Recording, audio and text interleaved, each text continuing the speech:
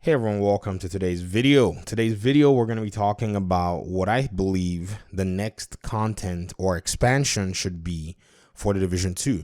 Now, I'm making this video on a day or 2, 3, 4 days before the Warlords of New York expansion.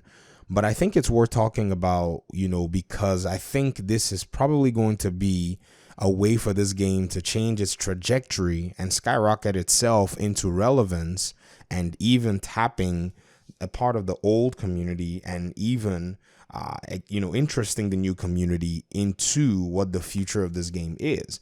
I genuinely think that the Division 2 can last as a 5-year game, even in its current model, if they continue with the expansion format and they continue with the replayability format, and also adding things that did work in the last game. In fact, right now, we're actually seeing that. We're seeing that the story has rerouted us back to New York. We're seeing that some systems from New York are actually going from the Division 1, not just from New York, are coming back. Example, the Sticky Bomb and the Striker set, and even some, nostalgic name references, like a whole exotic weapon named the Bullet King. So these are things that do make a gaming community, somewhat happy and somewhat interested in what's coming next. And I know not everybody might be interested, but I think a lot of people are still eventually going to come around. We say it in the Division community, it's a very serious love-hate relationship. I have people that said, they're waiting for a deep discount. They said they're going to show up next year, but they're coming back nonetheless because the game is, in a sense, fun and exciting to play. And even though there might be other games out there, many of us play those games as side games. We play the Division as our main game. And so here's what I think. I think there's actually a lot to be said in regard to the next aspect of the game. And this is something where PvP needs to come front and center. Now, before I jump into the video, I want to do a little bit of a call to action. Just recently, I found out that about 78% of the community that watches videos are not subscribers yet. And so I'm trying to see if we can get that goal down to about 50%. So if you haven't joined the Gaming Daddy community and you have intended to subscribe, or you didn't even know that you weren't subscribed, go ahead and hit the subscribe button and join the Gaming Daddy channel. And I'd appreciate that so much. Anyways, now we're looking at New York. We're looking at Lower Manhattan. So we're already in Manhattan. And I think the next aspect to dealing with what the next year's content needs to be is to actually bring in portions of the good old Dark Zone with the architecture that we're actually familiar with in the Division 1. Now, I do know many people may say, it's nice to refresh content and all that, but you have to hear me out. If you were to, bring in the architecture and the design of the Dark Zone of the Division 1, I would actually encourage that the developers bring it during the time or in the timeline that you have some snow falling, and provide some true nostalgia of what that Dark Zone is supposed to be like. I'm not saying that they need to expand the entire DZ1 through DZ9.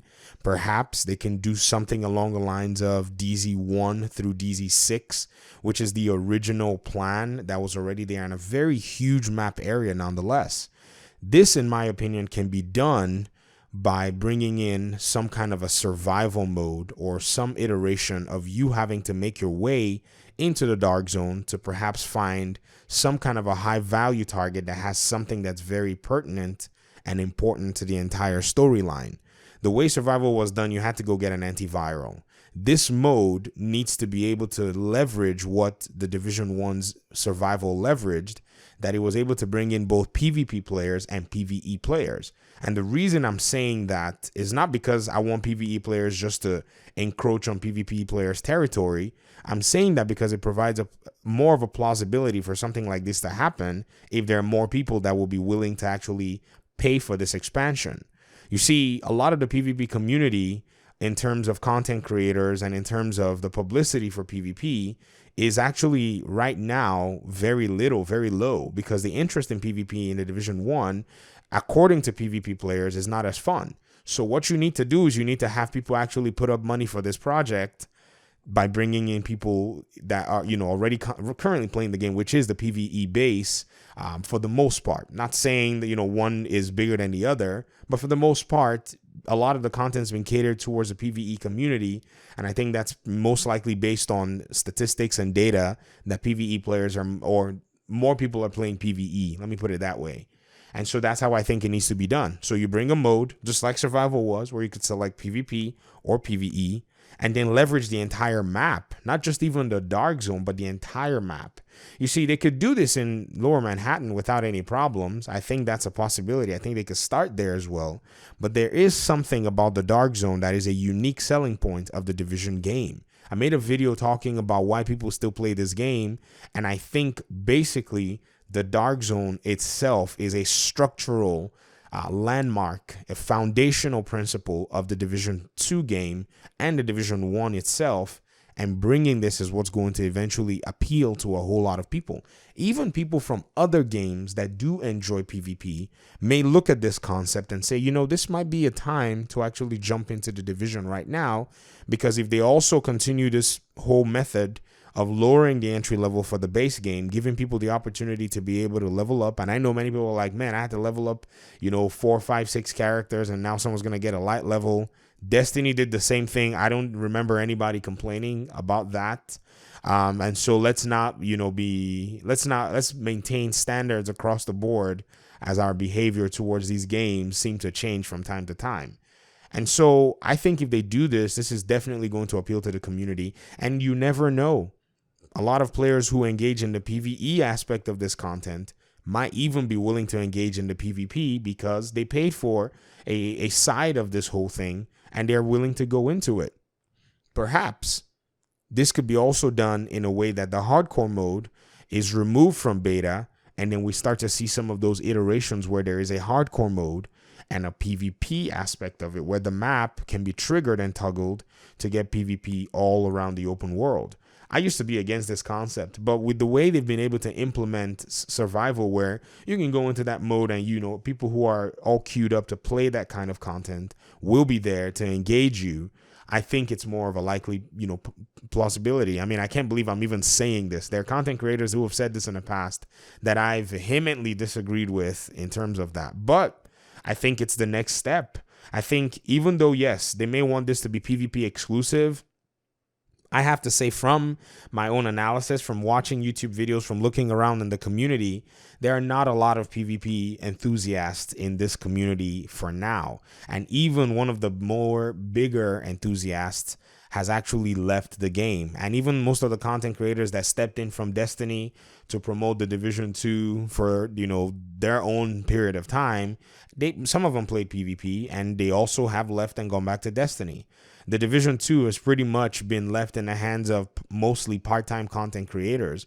And I feel like this community is actually lucky for that, because that has enabled the content creators to remain, doing what they love doing, because you already, many of us, if not all of us that are part-time content creators, don't have to depend on YouTube. I mean, I know for sure that some of the content creators here do have their own jobs, and they come back from work and they do stuff like this to enjoy the game and also serve the community while at it. I mean, it's nice to be able to grow a following that that you can actually engage with, but it's something that's pretty good. But what I think it might be missing currently right now is more enthusiasm for PvP, but at the same time PvP is not enjoyable according to the community, so you're not necessarily going to be getting that until we're getting this new area. And another thing that I want to make sure that I mention in this video is, even though this new content may become or is something that I feel will work in terms of an expansion, a new area, a new mode, replayable and all that, the handling of PvP also needs to change in terms of the systems and all that goes with it, the movement and all of that. Now, let's also be clear that the things that players have actually said that they would like to see are also, available now in a small form, in terms of med kits being able to heal you, or your armor kits being able to heal you instantly. The developers have already spoken about introducing system corruption gear set to the game.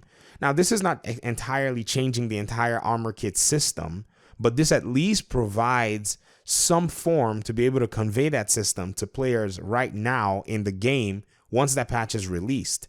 So yes, we're not overhauling the entire med kit system. I don't like the armor system. Many a time I've been playing raids, I need a quick burst of healing, and I'm a PvE guy, but there is difficult content in the game where you have to go maybe hide under a rock to put on your med kits, and I'm not a big fan of that, to be very honest. But nonetheless, it's a system that we've had to deal with. But I think the developers recognize that PvP players do want the entire, healing and medkit system, or not the entire, but at least the medkit system on the basic level to show up in the Division 2, and they're introducing this using the system corruption gear set. A gear set's not going to change everything, but it does show a sign of, of acknowledgement that this is something that PvP players want. So I don't think we're throwing our hands up in the air. I'm just saying that I think this is the next step for the developers to make. Obviously, it's painfully obvious that this is the next step that the developers need to make, and they have to be very tactical when they implement it.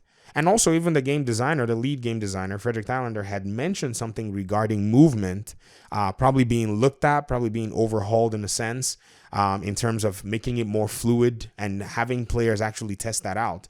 And for, I think this is where PTS might also come into play. And I know people usually are against PTS and all that, but you got to allow for PTSs to happen, especially in PvP, so that people can actually jump in, see, and if there's anything broken or if things aren't satisfactory, players can actually, put some feedback out there. But again, PTS on console is also a hoop that the developers a loop or a hoop, whatever it is, they have to jump through, because Sony has a whole different perspective on you putting out your DLC. I think it's like a 30-day approval process or something like that in terms of putting any new content in, on their platform. I think Microsoft is probably a lot more flexible. And so even though PlayStation players may feel like they're left out, that is not something the developers can always 100% control. So I think people complaining about DLC have probably given them the out to say, well, we'll just put it out there when it's out there. And, if there's anything broken, you guys can check it later. Usually PTSs do help. And something in terms of, PvP, I think a PTS will be very necessary in order to be able to get, people to jump in there. And even though people like me may jump in there for a little bit and be like, well, it's PvP, I'm out, there are content creators that will be willing to actually explore that content and make content on it. Even though, yes, there's not too much enthusiasm for PvP right now, I do think that there are content creators that will be able to take on the mantle, explore the content, talk about the things that may or may not be satisfactory. And this is going to start a conversation to make this content something that is not just extra expansion for expansion's sake, but something that's actually worth, paying for and worth bringing back the community for. So these are just my ideas. I just wanted to share them in this video. I don't know what the developers are going to come up with, but I think it's something that we need to, keep talking about, because one of the unique selling points of this game is PvP. And I think the developers need, or it will serve them better and serve the community better if they will introduce or reintroduce aspects of PvP that are from the old school game and have a fresh take on it nonetheless, but is capable of satisfying both a PvE audience and a PvP audience, because, money pays for these things. All right, let me hear what you think in the comment section. I'll talk to you guys soon. I appreciate you guys' time and audience. Thank you for those who are subscribing. We are approaching 22,000 subs as of my making this. I can't even believe my eyes. One day I had 200 subs, and now we're talking 22K. So you guys are amazing, and I do appreciate y'all so much. Thank you very much, and I'll see you in the next video. Peace.